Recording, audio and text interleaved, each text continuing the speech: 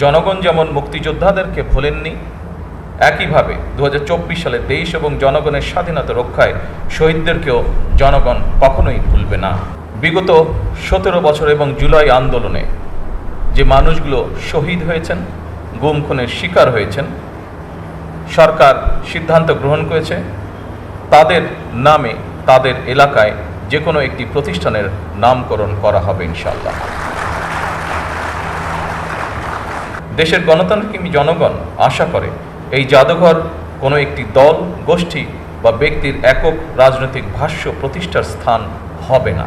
কারণ 2024 সালের গণ অভ্যুত্থান কোনো একক ব্যক্তি, গোষ্ঠী কিংবা দলের নয়। এই অভ্যুত্থানের মহানায়ক বাংলাদেশের গণতান্ত্রিক জনগণ। আমি প্রায়শই একটি কথা বলি, 1971 সালের মুক্তিযুদ্ধ ছিল স্বাধীনতা অর্জনের, আর 2024 সালের গণ অভ্যুত্থান ছিল দেশ এবং জনগণের স্বাধীনতা রক্ষার। জনগণ যেমন মুক্তিযোদ্ধাদেরকে ভোলেননি, একইভাবে 2024 সালে দেশ এবং জনগণের স্বাধীনতা রক্ষায় শহীদদেরকেও জনগণ কখনোই ভুলবে না।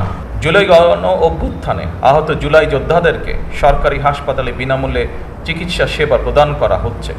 পাশাপাশি গুরুতর আহত জুলাই যোদ্ধাদেরকে যথা নিয়মে উন্নত চিকিৎসার জন্য থাইল্যান্ড, সিঙ্গাপুর, তুরস্ক, রাশিয়া সহ বিভিন্ন দেশে চিকিৎসা করানো হচ্ছে।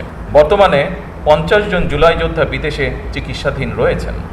গেজেটভুক্ত জুলাই যোদ্ধাদের মধ্যে 13,000-এরও বেশি জুলাই যোদ্ধাকে তাদের নিজস্ব ব্যাংক অ্যাকাউন্টে শ্রেণীভিত্তিক মাসিক সম্মানী ভাতা প্রদান করা হচ্ছে। ফ্যাসিবাদের বিরোধী আন্দোলনে হতাহতদের রাষ্ট্রীয় উদ্যোগে সহায়তা করার ব্যাপারে বর্তমান সরকার অত্যন্ত আন্তরিক। আর্থিক সহায়তার পাশাপাশি বর্তমান সরকার শহীদদের কাঙ্ক্ষিত বাংলাদেশ প্রতিষ্ঠার কাজও শুরু করেছে। এরই অংশ হিসেবে দেশ পুনর্গঠনের লক্ষ্যে 31 দফা নির্বাচনী ইশতেহারের পাশাপাশি জাতীয় সংসদের সাউথ প্লাজায় স্বাক্ষরিত জুলাই সনদ পর্যায়ক্রমে বাস্তবায়ন কার্যক্রম শুরু হয়েছে।